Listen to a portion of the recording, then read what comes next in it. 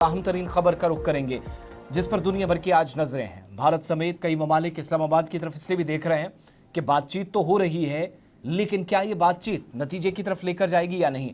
इस्लामाबाद में तेहरान का वफद या डेलीगेशन पहुंच चुका है, लेकिन अब्बास अरागची जब आला वफद के साथ हाई लेवल डेलीगेशन के साथ वहां पहुंचे हैं तो उम्मीदें ये लगाई जा रही हैं, कयास ये हैं, तस्वीरें आपके सामने कि बात शायद बन जाए। लेकिन याद रखिएगा कि बराह-ए-रास्त मुज़ाकरात या बातचीत नहीं होंगे, नो डायरेक्ट टॉक्स ईरान के मुताबिक। और जब ये टीम पहुंची है, ईरान के फॉरेन मिनिस्टर अब्बास अरागची जो इस्लामाबाद में सीनियर डेलीगेट्स के साथ पहुंच चुके हैं, एक्सपेक्ट किया जा रहा है कि आज स्टीव विटकॉफ और कुशनर भी पहुंच सकते हैं। और प्रेस कॉन्फ्रेंस में जब सवाल दूसरी तरफ से पूछा गया अमेरिका के नायब सदर से, तो उन्होंने भी कुछ जवाब दिए। ये तस्वीर अब्बास अरागची की है जिनका इस्लामाबाद में इंतजार किया जा रहा था।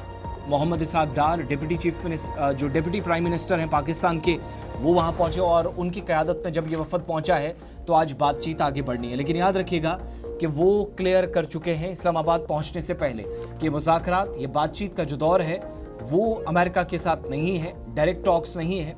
जिस तरीके से पिछला दौर जो नाकामी की आप कह सकते हैं एक जिंदा सबूत भी है, कोई ज़्यादा बात नहीं बन पाई थी, लेकिन पाकिस्तान के जरिए अमेरिका को, वॉशिंगटन को और इजराइल को अपना पैगाम, अपने मैसेजेस इस वक्त ईरान दे रहा है। ये तस्दीक कर रहे हैं। ईरान ने डायरेक्ट मीटिंग से इनकार कर दिया है। अभी तक जो सूरत हाल है, शायद एक दो दिन में ये सूरत हाल और बदले और क्या पाकिस्तान इसमें कामयाब हो पाएगा या नहीं कि वो डायरेक्टली दोनों को टेबल पर बिठाने में या टेबल टॉक्स में कामयाब हों, इसके लिए जो कोशिशें कर रहा वो उसमें कामयाब खुद होगा या नहीं, ये समझने वाली बात है।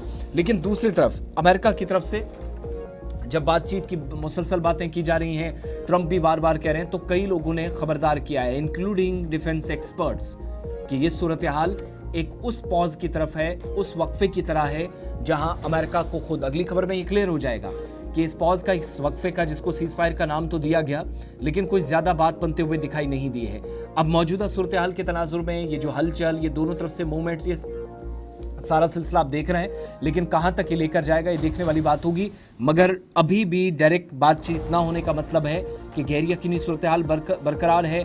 वो जो ट्रस्ट वाला फैक्टर है उस पर अभी सवालिया निशान बरकरार है कि बातचीत जारी तो रखी जाए या कर ली जाए, लेकिन क्या उसके रिजल्ट्स भी अच्छे होंगे, क्योंकि दूसरी तरफ बड़े पैमाने पर दोबारा से जंग की तैयारियां चल रही हैं, धमकियां दी जा रही हैं, बयान आ रहे हैं। तो बातचीत के दरमियान जब इस तरह का तल्ख लहजा या इस तरह के बयानात आते हैं या इस तरह का लहजा या रवैया रखा जाता है तो फिर शायद कहीं से बात नहीं बन पाती। अभी तक कम से कम ये बात साफ हो रही है। इधर खबर यह है कि आज हो सकता है कि स्टीव विटकॉफ और जेरेड कुशनर, जो दामाद हैं अमेरिका के राष्ट्रपति के, अमेरिका के सदर के, वो भी पाकिस्तान पहुंच सकते हैं। अगर आए भी तो पाकिस्तान से वो ईरान की तरफ से जो प्रपोजल उनको दिया गया है वो उनको मैसेज की सूरत में, या मीडिएटर जो पाकिस्तान इस वक्त है वो पाकिस्तान की क़यादत में जब मुलाकातें हो रही हैं तो डायरेक्ट टॉक्स तो नहीं है, लेकिन मैसेज एक जगह से दूसरी जगह पहुंचाए जा सकते हैं। उसके बाद इसका नतीजा क्या होगा, सबकी नजरें असल में उस पर हैं। दूसरी तरफ कुछ बड़े दावे, बयानात भी जो आगे चलकर खबरों में बताएंगे, लेकिन इस मीटिंग में क्या वाकई में शाम होते होते कोई मेजर डेवलपमेंट होगी और बातचीत जिस मकसद से की जा रही है उन मकासद में पाकिस्तान, ईरान और अमेरिकन कामयाब होंगे या नहीं, इसके आसार बहुत कम नजर आते हैं। ज़हूर बिल्कुल, और ये बातचीत या ये जो दौरे हैं एक ऐसे वक्त में हो रहे हैं जब हम देख रहे हैं कि जंगबंदी में अगरचे तोसी हो गई है, लेकिन लगातार हम देख रहे हैं कशीदगी बरकरार है। अमेरिका ईरान के दरमियान खासकर अपना हॉर्मज़ पर लगातार अमेरिका की तरफ से नाकाबंदी देखी जा रही है।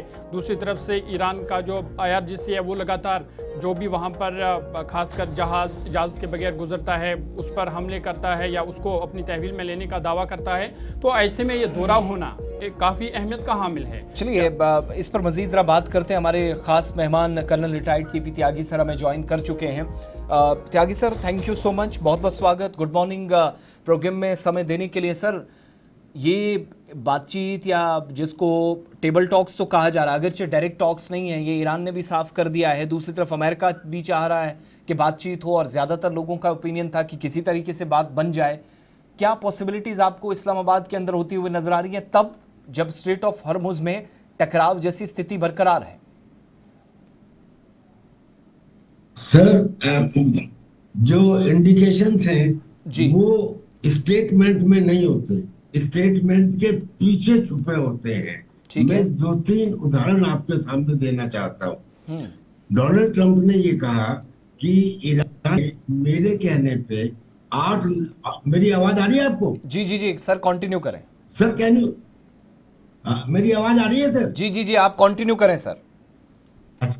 जी, मैं ये कह रहा हूं कि डोनाल्ड ट्रंप ने ये कहा कि ईरान ने मेरे कहने पर 8 यंग औरतों की फांसी, 4 की माफ कर दी और 4 को केवल 1 महीने की सजा देके छोड़ दिया। एक स्टेटमेंट। दूसरा स्टेटमेंट उन्होंने ये कहा कि 3 दिन पहले ईरान ने मेरे से कहा कि स्ट्रेट ऑफ हॉर्मुज को हम खोलने के लिए तैयार हैं। मैंने मना कर दिया। क्यों मना कर दिया मैंने? कि ये 50 करोड़ रुपए का फायदा रोजाना कमाएंगे। अब ये 2 स्टेटमेंट है। इन 2 स्टेटमेंट में हो सकता है कि बहुत ज्यादा कुछ आगे पीछे बढ़ा के कहा होगा, मगर कुछ ना कुछ सच जरूर रहा होगा, वरना डोनाल्ड ट्रंप ऐसा नहीं कहते। इसका मतलब क्या निकलता है कि बाकायदा इनकी ईरान के साथ बातचीत हो रही है, और ये बातचीत जो पिछले 3-4 दिन में होनी शुरू हुई है, ये पहले इस लेवल पे नहीं थी।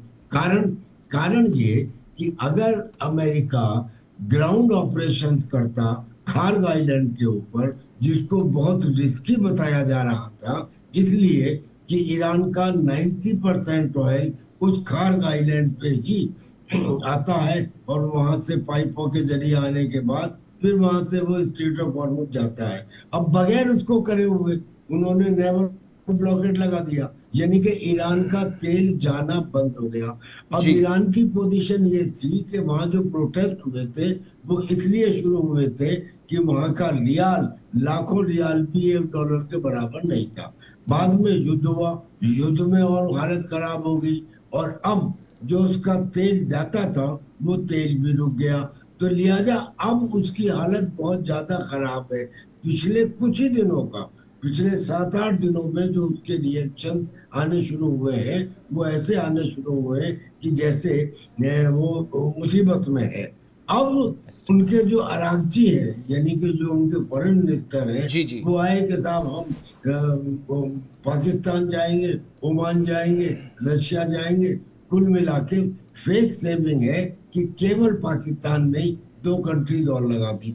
मगर उनका आना, अब ये 3 इंसिडेंट और अरागची का आना, 8 लड़कियों की फांसी की सजा माफ करना, तीसरा 3 दिन पहले स्ट्रेट ऑफ हॉर्मुज को खोलने का प्रस्ताव ईरान की तरफ से ट्रंप को दिया जाना, ये 3 चीजें। और इसके आगे ये क्यों किया जा रहा है?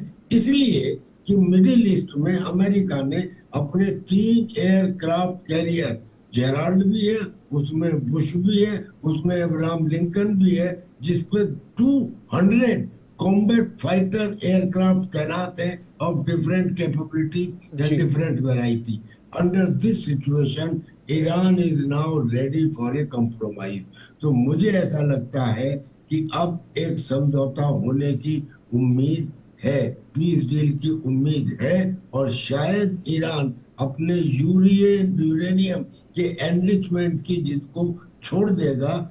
इसलिए कि उसके सैंक्शंस हटा दिए जाएं, और उसका जो फ्रीज अकाउंट्स हैं कई ट्रिलियन के डिफरेंट कंट्रीज में, उनको डिफ्रीज कर दिया जाए। This is my analysis. ठीक है सर, मैं दोबारा आपके पास लौटूंगा, क्योंकि जब हम बातचीत की या एक दूसरे को संदेश देने की, भिजवाने की जब कोशिशें की जा रही हैं,